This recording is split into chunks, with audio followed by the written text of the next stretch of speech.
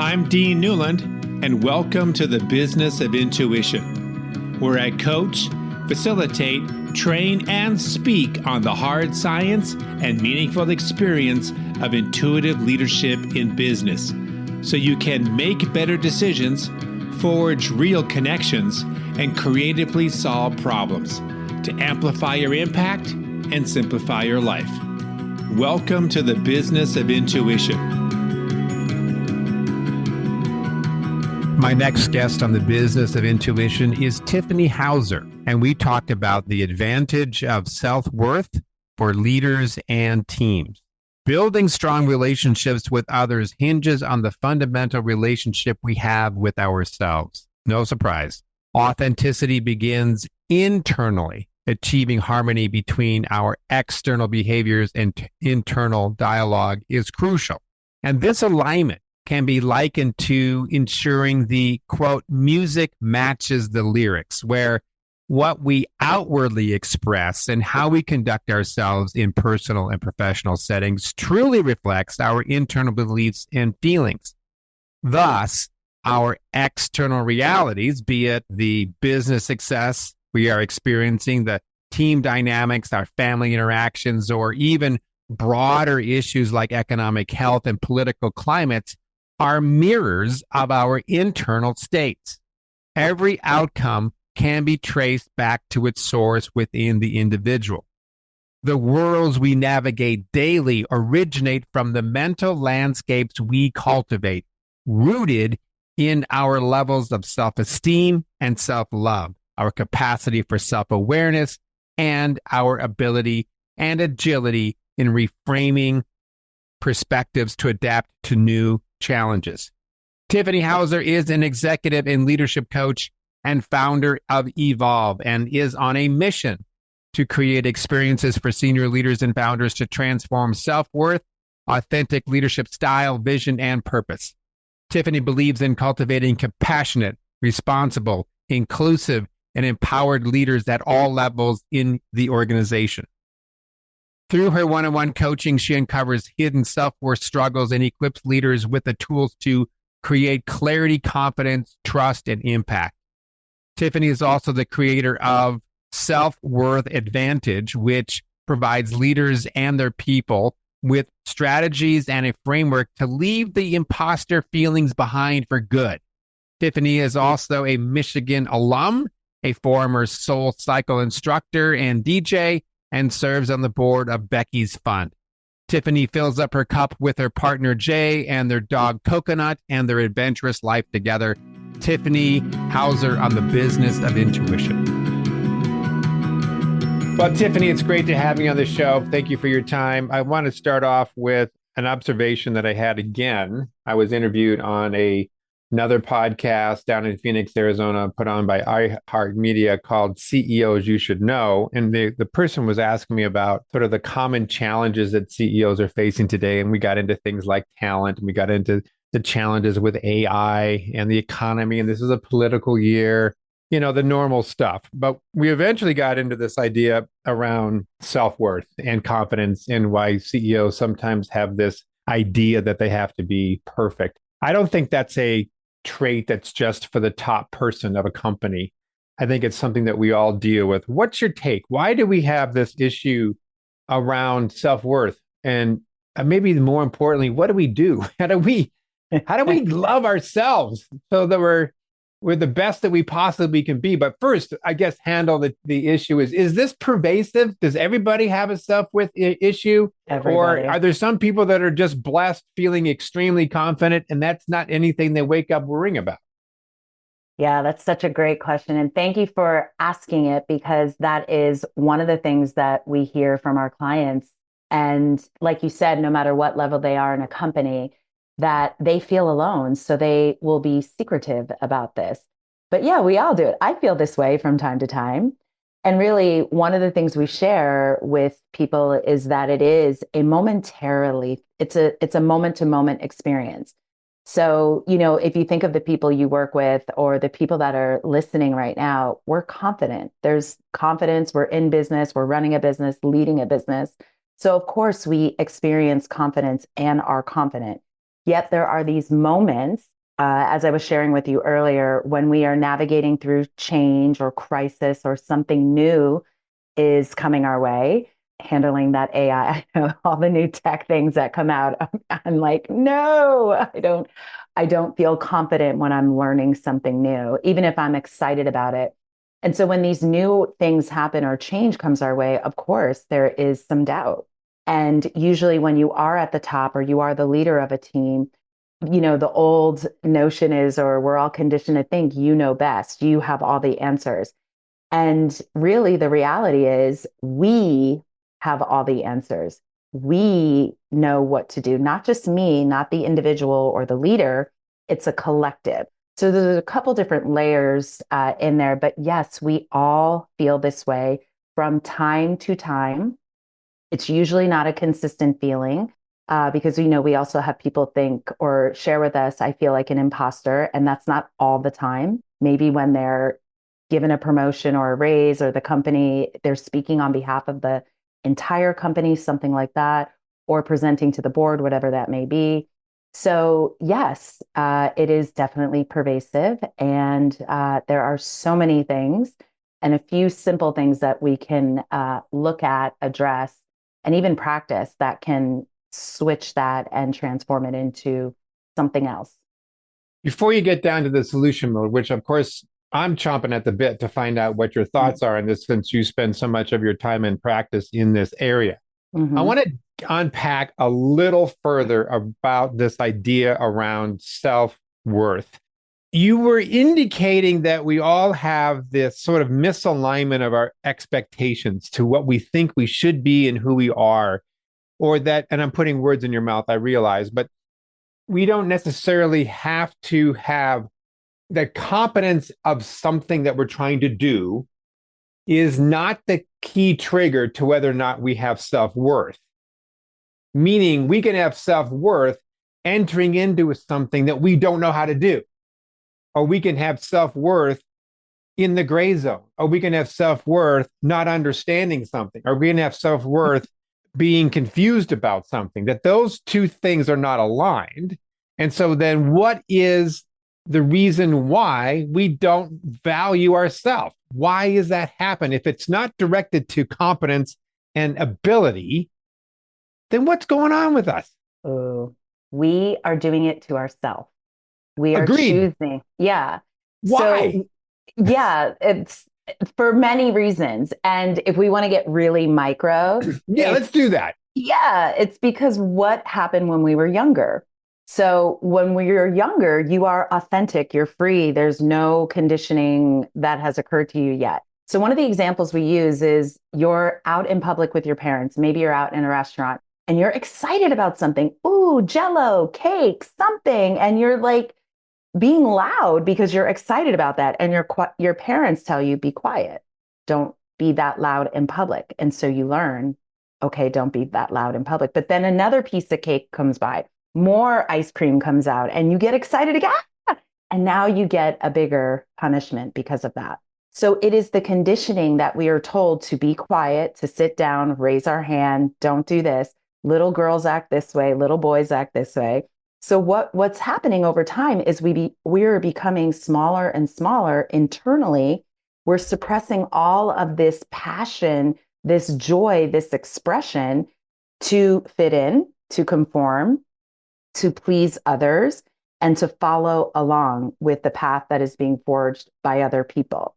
And so that piece Good. is it explodes people's mind.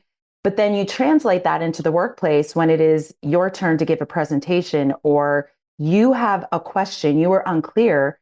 You now think, I can't raise my hand. I'm going to look stupid or I'm going to be punished if the question is incorrect or I'm going to get punished for not paying attention or being present. So it is a strong circle that has gone all the way back to when you are a young child. Which then gets re-triggered as we get older. So it sounds like when we were younger, this is something we all can relate to what you're saying. The free expression of the human being is doing what it does when we're kids, which a friend of mine, David Carter, has a company called IntelliKey. And I said, David, what the hell? What's the IntelliKey? It sounds like some sort of, tool. And he said, it's basically, it's a, I think it's a Greek phrase, Greek term that basically meant potential, and that we are born with this potential, and that society being told that you should or should not do something begins to shrink or push pressure down on that IntelliKey, that divine highest and best part of that human being. And that we then realize that the outside world doesn't think we're good enough, and we adapt to that notion. Is that what self-esteem issues are all about?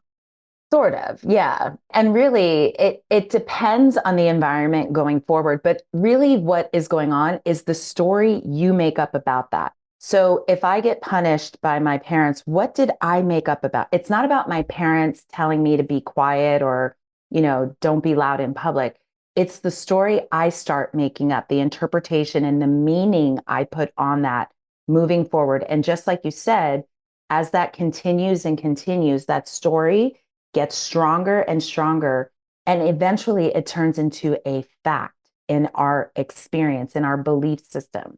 And so once that becomes a fact, it becomes the thing that holds us back, pulls us back into the comfort zone, keeps us small, keeps us in the what we call the overprotected zone. You can protect yourself, of course, protect yourself, but it is that overprotection of not speaking up, doubting yourself, thinking you are less than, or someone is better than, or being afraid to make mistakes, to fail, to, put your name in the hat and not be picked. The rejection of it all is really the issue that births from this one little story I made up when I was a kid, that Right. every time it happened, it got bigger and bigger until it became a truth, but it's a false truth in my belief system. And now I make decisions from that truth. I act and operate from that false truth.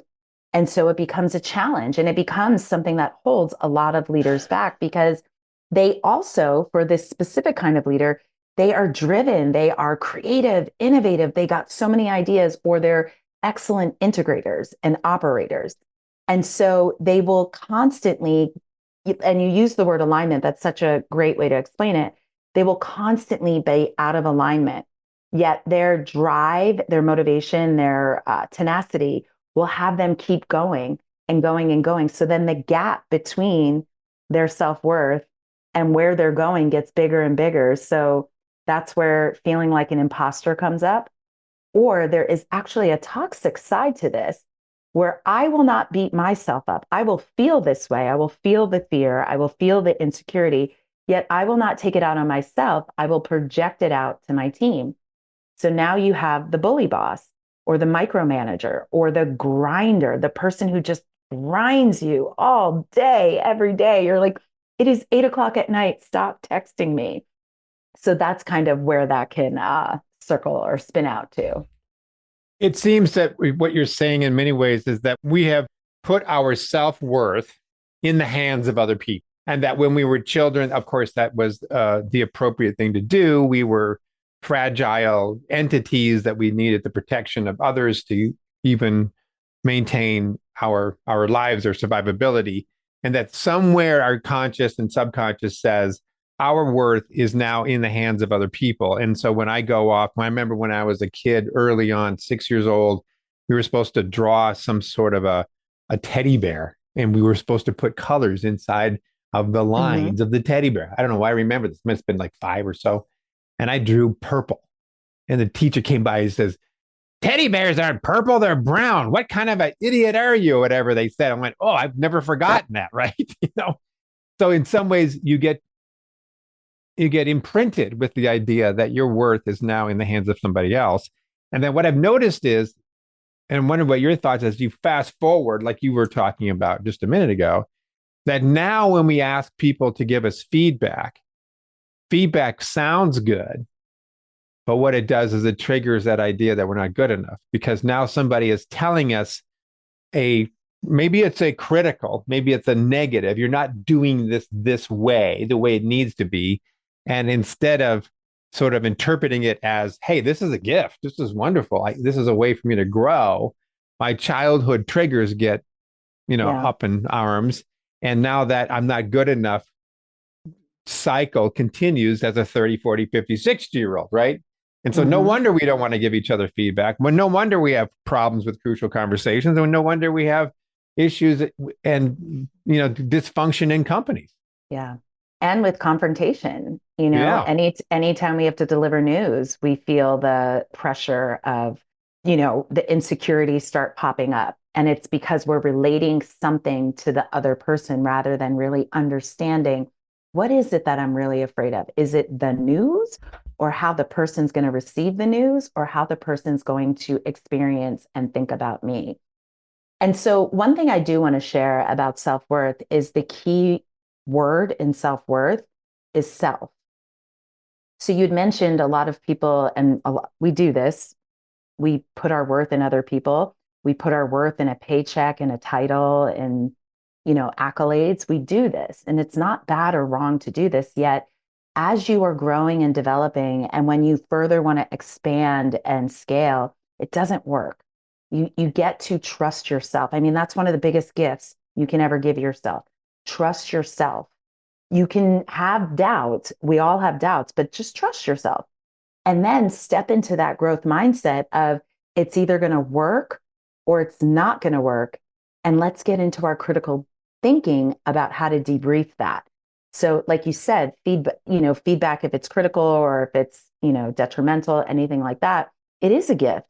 I want to know if I'm not hitting a mark or I am, you know, showing up in a way that is having people feel like they don't want to collaborate or, work with me. I want to know that because otherwise that's in my blind spot.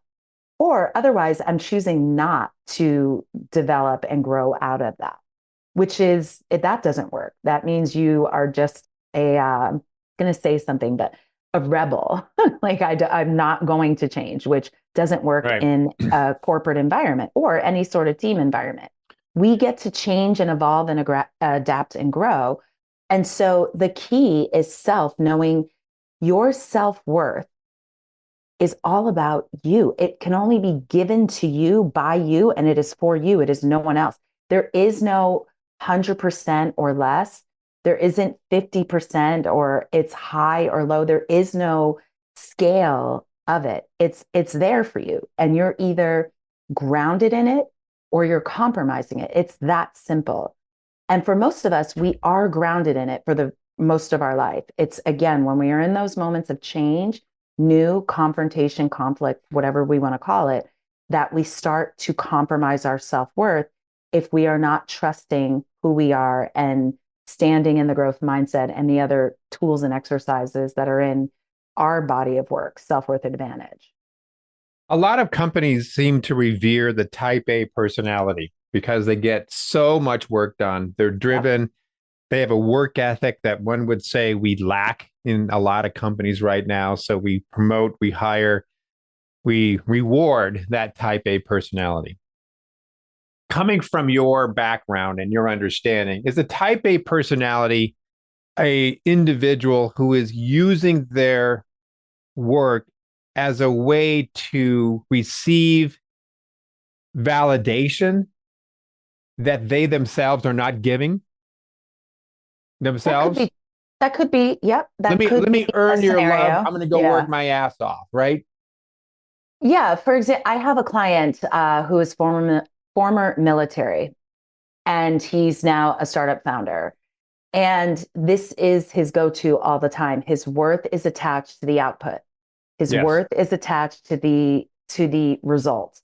And today we just had a session this morning.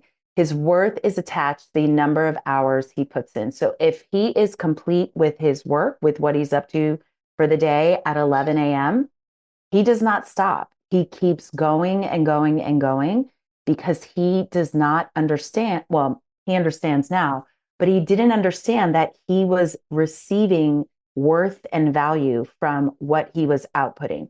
He Mm. thought, I am worthy because I can generate, I can output this much. This man also has a lovely wife and two children under 4 years old. So, what are we valuing? What is the worth, the external worth? So we're not talking about self worth. There is external worth and value in his life. Yes. So he cannot, and I reminded him of when we're on the plane before it takes off, the safety instructions. One of the key things is to put your safety equipment on first before you aid others in putting theirs on. And that is just self-worth 101, because he had this notion of, I'm doing this for my family. I am generating and, going out there and generating for my family. When you have way more than enough. Your family is fine. They'll be fine for a very, very long time. So what is this really about? And what he found out today and he discovered is he doesn't understand or know how to take care of himself. Self-care has never been something he placed value in. And so that's how we determined and discovered today his worth was, and the value was all going toward output, output, output. So Is that yeah, part of it's one of your big tips is that by taking care of oneself, it sounds simple, right? But it's not easy to do. Then we have the tendency is that what would happen is our self-worth will go up. The more we take care of self, the more self-worth goes up. Are those sort of parallel lines there? well, I'm just going to notice what you said. Self care or self-worth goes up. It can't go up. It's a constant. There's not more or less of it. Your We're either perception of it, though, in the my moment, we're either in it, like we're grounded in it, or we're not. It's an inherent state. so you're talking So about there an is, absolute truth of wealth. I get that, yeah, but in yeah. my paradigm, my lie that I might be telling myself that I wake up with my cold sweats around, that BS stuff that I have, that's not the absolute truth, right? That's just the Yeah, crap that I yeah, create. I'm talking about that reality. If I take care of myself better, yeah. what I'm trying to do here, Tiffany, is Yeah, pull no, I out of got you. you. I'm trying to Yeah. pull out a tip, so somebody's listening, like, okay, what do I do, Tiffany? Help me. And then Yeah. we say, okay, what are the things you can do, listener out there, as you're driving? Please keep your hands at 10 and 2 is that you can do better at taking care of yourself. And by so doing, we would hope that your Yeah. current perception of your value, your worth would also increase. Fair? Fair, yet the type A will not hear that. They don't give a crap yet about taking care of themselves. But yeah, of course, that's absolutely true. But In what? Okay, so go whatever follow. stage you are, All whatever right, stage you are of this. let's Go follow ahead. the type A. Let's keep on that path for a second. Then we'll come back to some other stuff here because Yeah. we in our little company we deal a lot with type A people. I don't know why we do, but we do, and a lot of it is in healthcare. And these are people that are attracted to this output business model. Yeah. They work insane hours, they do insane things, they get paid well for it, but they're often the ones who need more care of self. Ironic because Yeah. that's the work that they're trying to help others do, right?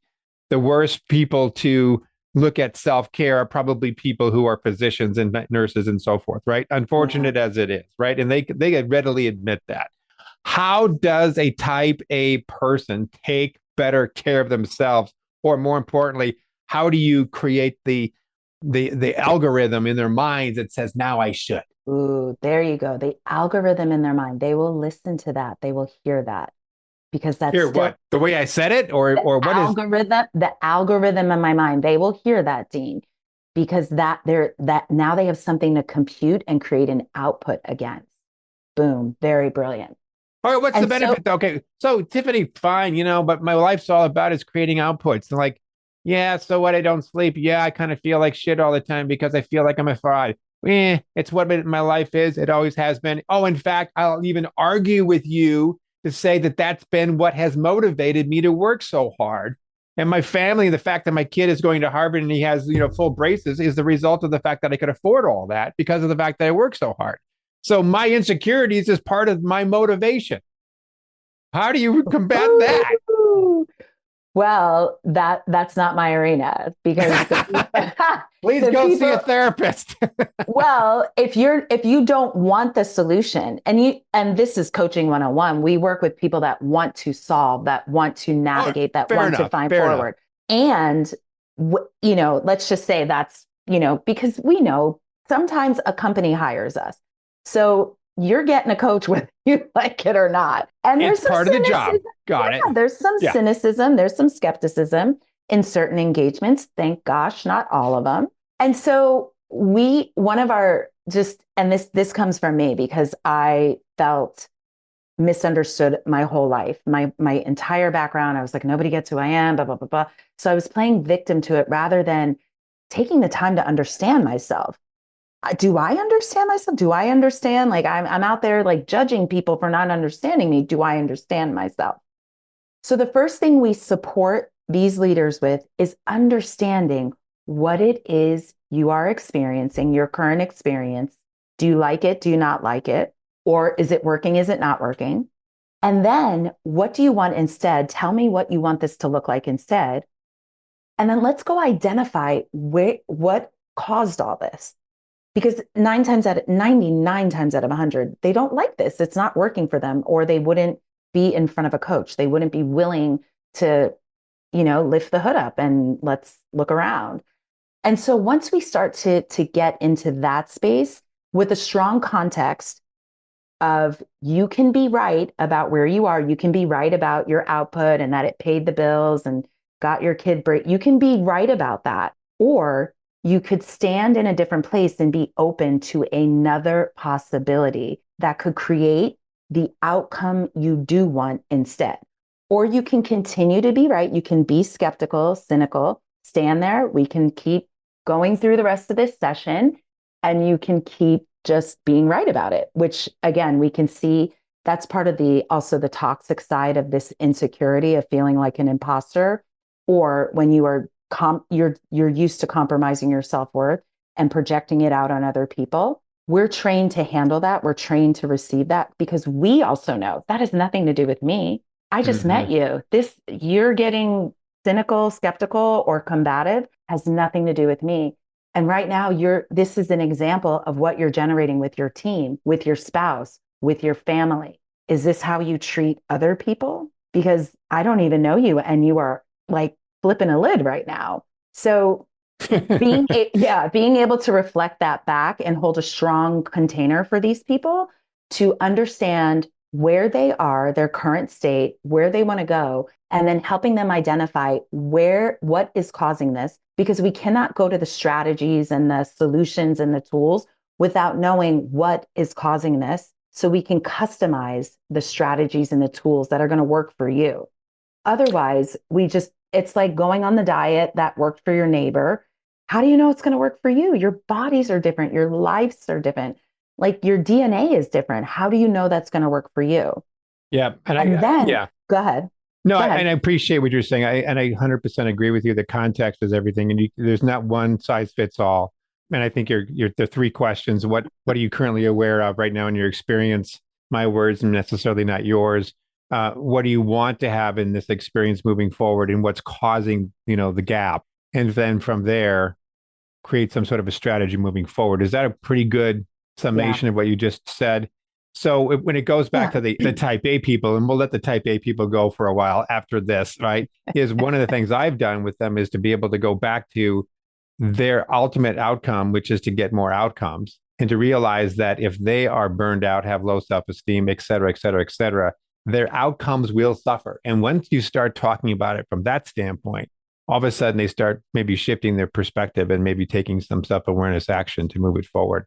I have another quick question about the number 3. What caused this? Now, I have 2 thoughts on this, and I've deployed both myself, which is to sort of go, what's the source of the reason why you have this self-esteem, self-loathing, whatever you might call issue that's going on? You name it, whatever you want to name it. And you might go, gosh, this reminds me of my mom or my dad or my brother, my sister, my uncle. And I need to reframe this situation that maybe 10, 15, 20 years ago. My childhood trauma is still running my life as an adult, right? And I think a lot of us understand that that's happening, but we don't put awareness to it. I can get that. But at what point does the awareness of the stuff that you don't want just attract more? At what point? When you're unwilling. And what that means is you want to be right about that. So I meet many people that want to be right about their situation and be right that this isn't going to work or this is the way it is. So they're in their fixed mindset. And what's interesting about that is deep down at their core, they don't want to be right. They want to find, because if you're right, this is the way things are right now. That's it. You like this. You enjoy this. You find value in this. That's why there's no change in your life. And so the whole piece is the willingness to open up the next possibility, to see what else is available, or I continue having this. I continue experiencing this experience. And for most people, they will lose their job, and they lose their job in such an awful way that most of them don't see it coming, or their team keeps quitting. People just keep leaving their team, transferring off their team. So they're constantly in a building. They need more support. They need more people. And that is a clear sign of something. You're definitely in some sort of insecurity or some sort of breakdown, or there's some blind spot that we got to find quick. And that I would highly recommend a 360, like ASAP. For And sure. then, yeah, go ahead. Well, some of the examples, sorry, that you just gave are pretty extreme. Some of them are large. You're like, Mm-hmm. you lost your Yeah. job, your team is leaving you, but that's on the other end of the spectrum where it's pretty severe, right? And then you may have It's happening a lot more than you would think no, right I now. don't disagree. Yeah. I don't disagree. Yeah. I want you to know that my point is actually is that there's a lot of insecurities within people that don't show up with such strong results, Oh, meaning we yeah. all live sort of a silent terror. It sounds awful, like, Yeah. but we all have our own baggage that we walk around with, our own demons that we are trying to quell the voice in our ears. But I guess what I'm beginning to hear you say is that the results that are showing up around us are somehow directly related to our own self-esteem. The way we are navigating through our self-worth. Do I value myself, or am I thinking the value is out there and I need the validation or this specific feedback to know that I am good enough, smart enough, or that I look good, as I mentioned in the beginning. So Yeah. yes, they're 100%. All of your results, whether you have an insecurity or not, are related to how you are showing up in the moment. So Where that's your really energy is, where your focus is in the moment. a huge statement, but I don't think even I quite grasp the magnitude of that. Yeah, Because it really says that the TV screen of our life that we're watching around us is a reflection of what's going on inside of us. 1,000%. And then people say, "Oh, come on, Newland, that's just a bunch of hoke. Come on, here we are, some woo woo, gee whiz. I guess he took the business of intuition and went off the deep end, you know." But I do think though that all right. So those of you who are the skeptics out there, I will assert that your energy and your self worth that generates your energy has far more reaching effects on other people than you realize. And also that 90 some odd percent of your behavior, my behavior, is subconscious. And most of what's going on around us is not perceived by us. So you add all this put together, throw it into a big pot and call it a soup. We could say that energy is running the show and that your energy of your attitude is going to have a huge effect, whether you think so or not. 100%.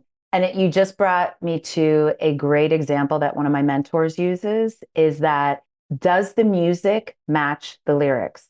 Ooh, So, nice term. yeah, yeah. And what she means by that is you could say and show up and deliver great work, but does the music playing in the background, which is your energy, are you bringing compassion or curiosity, critical thinking, or are you Debbie Downer or scared, tiny Tim in the corner? Who, how are you showing up to deliver? How are you showing up to collaborate? How are you showing up to represent or lead? That makes a bigger difference than any sort of 1+1 = 2, or here are the top best strategies to, convert customers into lifetime customers any day, all day long. And a lot of that has to do with your growth mindset and your emotional intelligence. Because the first part of emotional intelligence is being self-aware, being aware of yourself Yes. and understanding how you are showing up. Am I present? Am I listening? Or am I just in this conversation to be right and tell you what I want to tell you and I got to go? Or am I just in this conversation to talk and I'm not listening anymore? So I Yeah. have no idea what you're receiving. I don't even know if you're clear on your assignment. I don't even know if you heard what I said. I don't even know if you're even on this Zoom screen right now, or you have four other. I just read an article, Dean, how a woman, I think in Maryland, who had this big corporate job, $180,000 a year, but she also had a side full-time job as a, and forgive me, ladies, as a doula. I think that's, like a birthing Yeah. assistant. And Yeah. I was, and like her company, Oh, they didn't know for 3 years she was doing two full-time jobs. Neither job knew. So it's this thing of how are we showing up? And then I was like, how was she showing up that people didn't even question or know that, she was in that? So it really is about, and that's the cunning side of your music mm. that's playing. That's the cunning side, which is a whole other conversation. That's a But great yeah, metaphor, though, that the music being your energy, the lyric being your words, your deeds, actions, your yeah. actions, that if they're not aligned, then you're not even aligned to yourself. How the hell are you going to be aligned to somebody else or a company strategy or a value statement or your customer needs or anybody else on the planet? If we learn about relationships through the one we have with self, that's the place to start, I think is Yep. what I'm sort of hearing you say. 100%.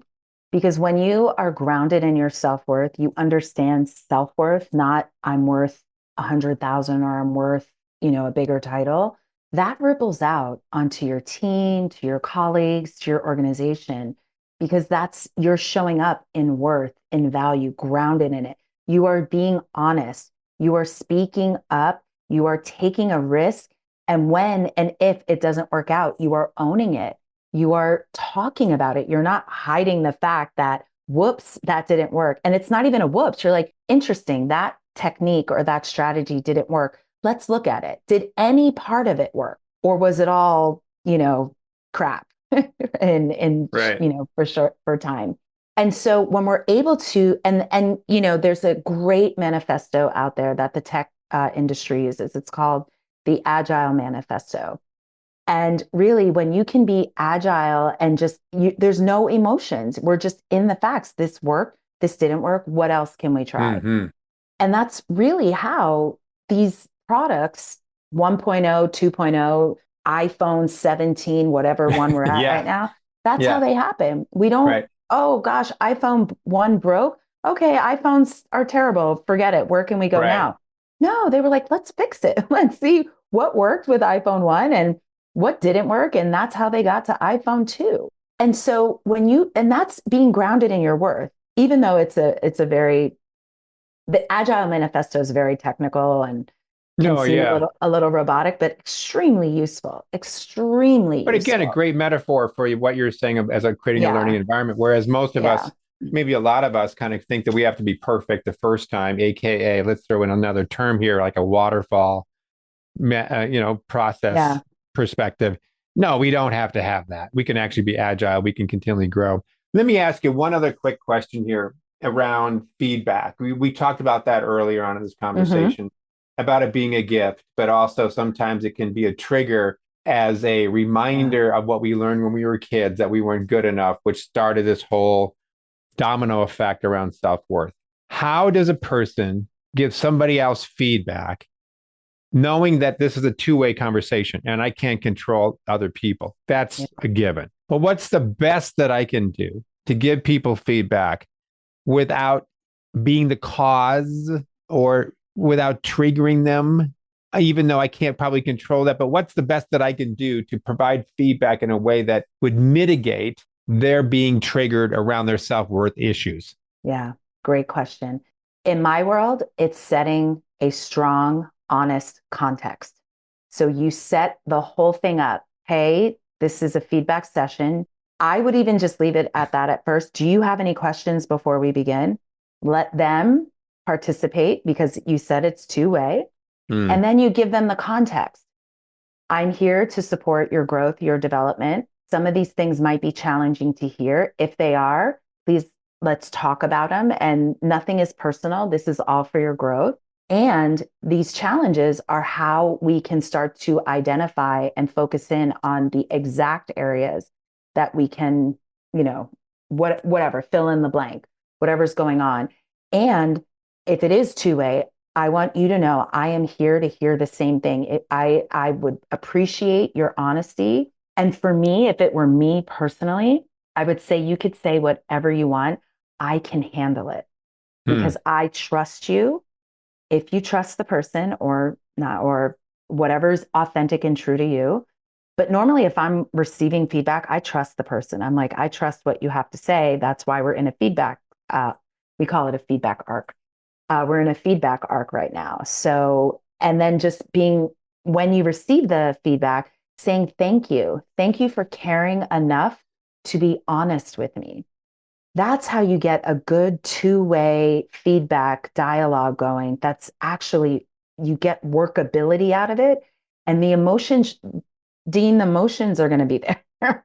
I still have feelings when I receive feedback. My face gets red, my heart, I'm like, oh, but I also know, okay, that's just a moment. That's my insecurity. That's my self-worth that I'm about to compromise. And then I ground myself back in. That's not who I am not that feedback.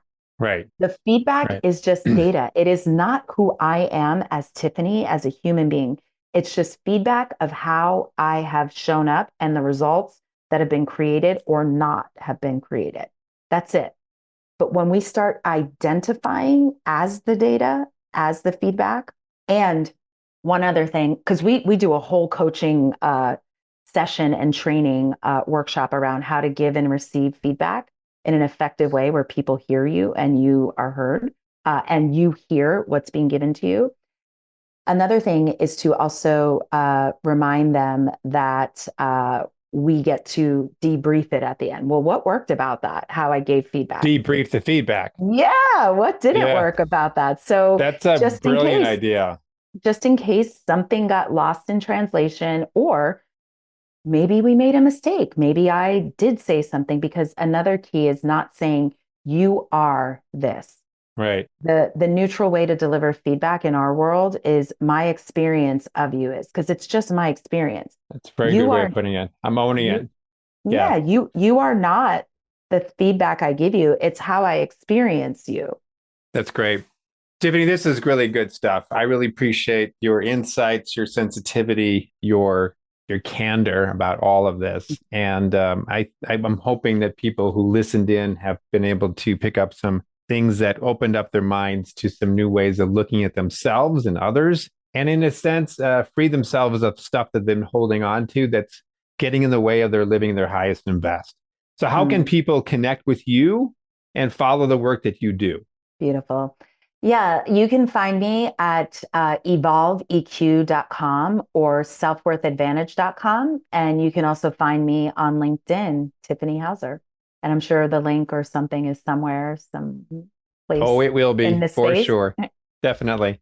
Yeah. Well, thank you so much. Been a delight to get to talk to you and hear your insights. Yes. Thank you, Dean. And thank you to everyone listening. Thank you for listening to The Business of Intuition. If you enjoyed the show, please subscribe, rate, and review on Apple Podcasts, Google, Spotify, or wherever you get your podcasts.